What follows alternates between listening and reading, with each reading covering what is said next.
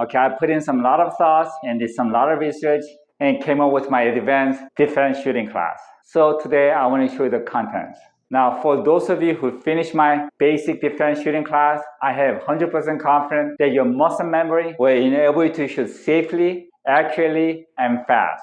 So now it's time to get realistic. And that's where my advanced defense shooting comes in. Now, if you see any violent crime videos, you never see them ending with one single shot. So in advanced class, it's all double tap or triple tap. And we're gonna have a scenario where you're breaking your tunnel vision and be able to see the surroundings and make a quick choice and build your muscle memory according to that. And one more thing, which has been really underrated, is barking your command. And that's what the cops always do. This really works well. And if there's other witness, they'll know that you tried everything before you unholster your pistol. So in this class, we're gonna bark the command like, stop, no, drop your weapon. I wanna take a moment here to tell you what I think is the most violent crime. And there's hate crime, sex crime, and mass shooting. Because their only motivation is to hurt you or to kill you. And in many cases, both. And they will not stop till they get what they want. Now, the most effective way to stop them is by intended victims.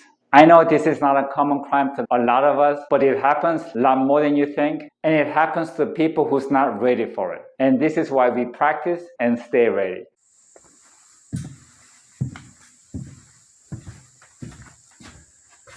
All right, now I feel like I'm at home. Okay, so first, it's gonna be safety and accurate shooting. And this time it gets a lot tougher. I'm gonna have 4 3-inch steel target that flips, and you have to draw and fire all 4 of them. You could have up to 6 shots, and if you don't hit all 4 targets within 6 shots, you're DQ'd. And as long as the 3-inch steel target moves, we're gonna consider it as a hit without hitting the main steel frame. And this is in 5 yards. Now, the reason that I wanna have a smaller target and have them shoot more accurately is that if you wanna double tap or triple tap, or if you're gonna have a multiple target, you have to be accurate.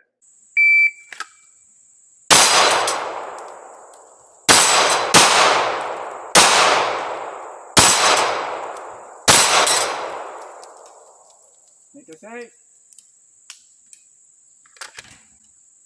8.72 seconds.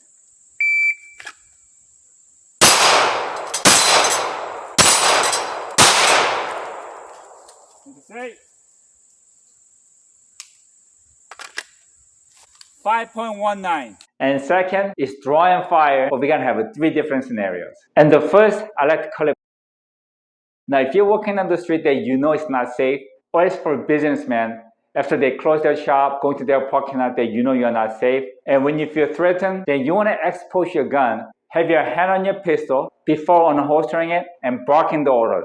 Like, no, stop! And if things goes bad with a beep, and this is where you're gonna draw and fire. And at this point, since you're gonna have your hand on the pistol grip, draw and fire gets a lot faster. And here it's crucial to have a new muscle memory where you have your hand out and your hand retrieves your chest as you draw and go out together. And honestly, I think I already practiced like 5 times and the muscle memory is already working really well. And I was able to move quite fast, and you could see that on my GoPro camera. And with more practice, I'm sure I get a lot faster. And none of us are used to barking the command to a potential threat. And this is why even cops practice how to bark the command, and it's been proven to work really well. Now, we only need to make it very short but clear command, like stop, no, and stand your ground and give them a steel down. And having your hand on your pistol, they know that any wrong movement, you're gonna defend yourself. At this point, the bad guy has 2 choices. Since you haven't unholstered your pistol yet, they know that they could just walk away or make a wrong move and find out how good you are. And in most cases, bad guys will just walk away. And they know exactly how to gesture just to defuse the whole situation because they do this for a living, such as, hey man, and just walking away, or even, hey, I'm sorry, and just walk away. But even with that, you have to stay at your ready position and stay ready until you're 100% sure the situation is safe and diffused. And once it's safe and clear, you want to get out of there as soon as possible. Now, by practicing it, you can naturally bark the command and get into the ready position and giving them the steel down, just like you're waiting for that beat. And if the situation gets bad, stand by, stop, no! Stand by. Stop! No!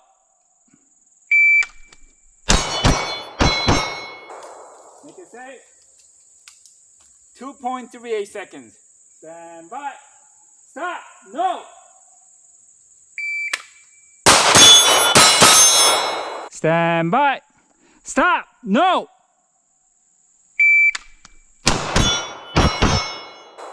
Okay. 2.23 seconds. Now the second scenario is sudden draw and fire. Now this is where you have your pistol on your side and have a shirt or jacket over it. And when you have a sudden attack, that's when you lift your shirt, draw, and fire. Now the sudden attack happens within 3 to 5 seconds, so you're not really aware of the situation.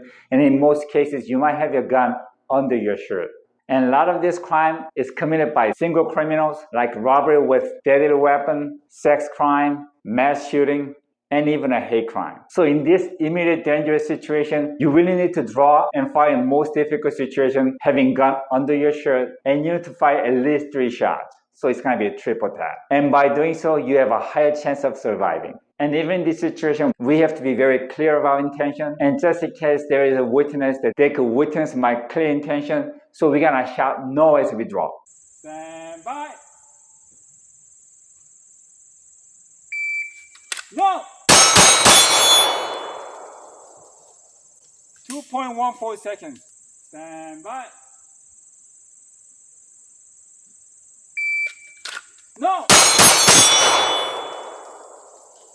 2.11 seconds. And the third is mass shooter. Now, as you know, mass shooter, they try to find a place where it's crowded with a lot of people, but you really don't have any threat from one individual having you as the only target. So you really don't want to have your gun flashing on the side so people could see it. That could make people nervous. And in this situation, I would recommend you to have your gun in a small bag on the side, or for ladies, in a small purse. Now, in this situation, you do not want to bark the order because you don't want to be the attention of the shooter, but instead, pull the pistol out from the bag or the purse and fire. Okay, for a small bag like this or a purse, the pouch should be only for the pistol, nothing else, and everything else in a different pouch, so you won't get confused. And for the armed mass shooter, he gets 4 shots. Okay, when you pull your gun out with the left hand, you want to hold the bag so you won't follow the gun, and you can clearly pull the gun out.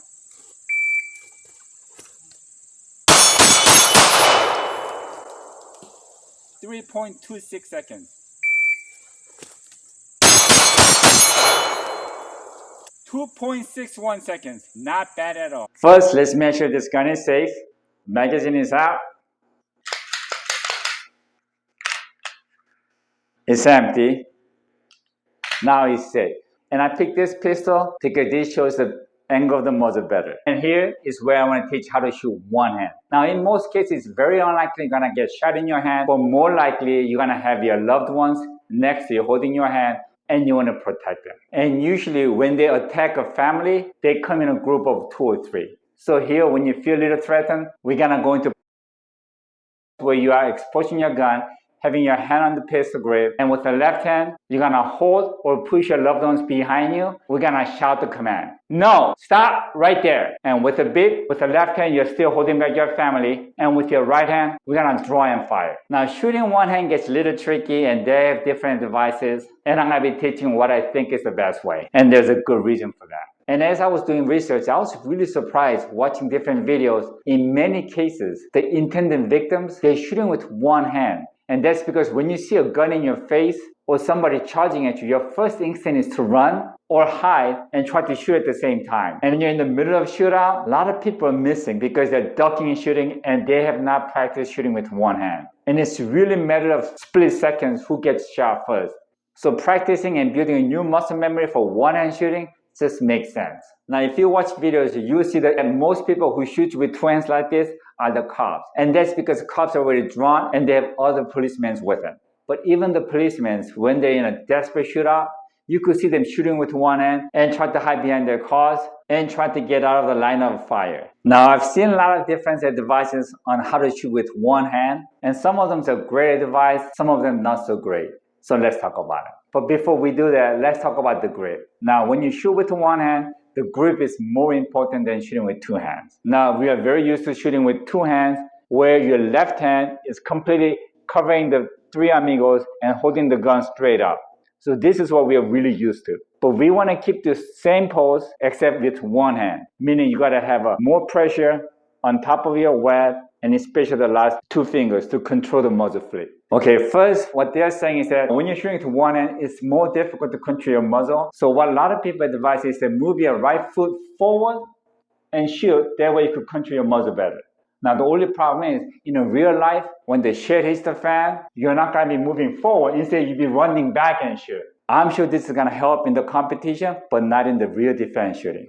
And the second, a lot of people say, bend your elbow a little bit so that when you shoot, you can actually control your muzzle better and get back on target quick. Now, problem with this is that police body cam shows that when real situation happens, even the cops, they do full extension. So you want to practice like this. One more thing, when you have your hand bent like this and doing a rapid fire, your pistol is going to be going up a lot higher. But when you have your hand locked, this will keep your pistol on the target a lot better. And the third is following your natural point. Now, we're used to pointing our finger like this all our lives. So when we point, we naturally do this. So even with a pistol, we're thinking like this. Now, this is not a good idea, in my opinion, because now you have to build a new muscle memory pointing this way, while we already have this in our muscle memory. And we don't want to have two different muscle memory when you're shooting. You really want to have one that works well for you. And I also think this has two problems. Now, if you see a video in a serious shootout, you see people shooting multiple fires really fast. And if you have your gun like this and you're shooting it like that, your gun's gonna follow the direction of your slide movement. So you'll be shooting it like this. Now, the biggest problem is you might miss the bad guy completely and you will have a higher chance of shooting the innocent people. But if you have your gun straight forward and as you're firing, your gun is going upward. So you have a higher chance of hitting the bad guy on the neck or their head, and you have a less chance of shooting innocent people. And I actually tried shooting it like this. Now, my biggest problem was having the sights in my eye because I'm used to finding the target like this. But now like this, I was having a little hard time finding the target. So I was a little slower. So I definitely need to build new muscle memory. So again, think of it as shooting with two hands and stay with this muscle memory, except take away your left hand. Now, for those people who have a cross-eye dominant, I think tilting your pistol is not a bad idea because they're doing this. But with one hand, that becomes very difficult.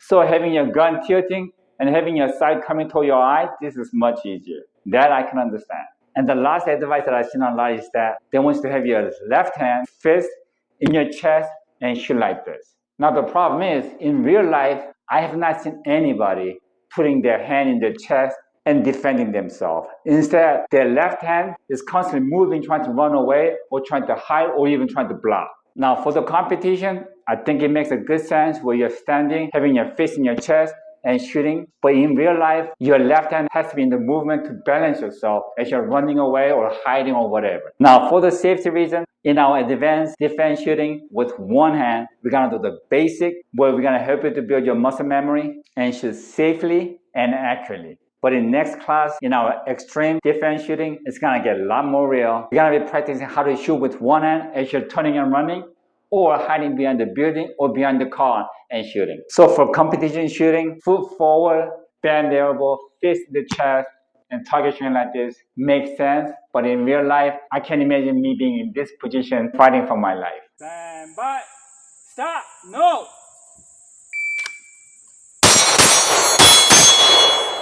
Like I say, 2.58 seconds. Stand by. Stop! No!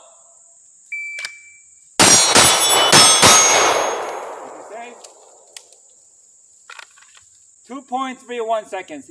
Okay, this time I'm going to try tilting my gun to the left and see if I can shoot better. And stop! No!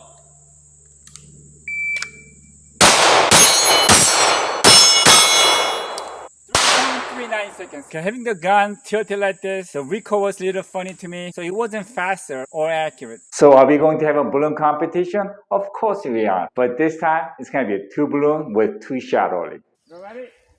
Stand by.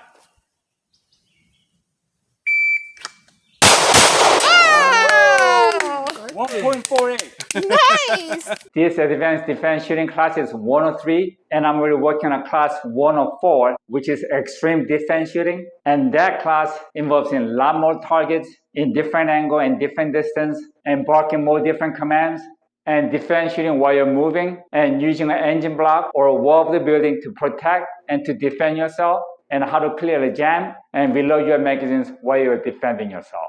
And this will be practiced in most common scenarios, like when your car breaks down, or approached by multiple people in different angle and distance. So I hope to have that extreme defense shooting available to you guys soon. See you.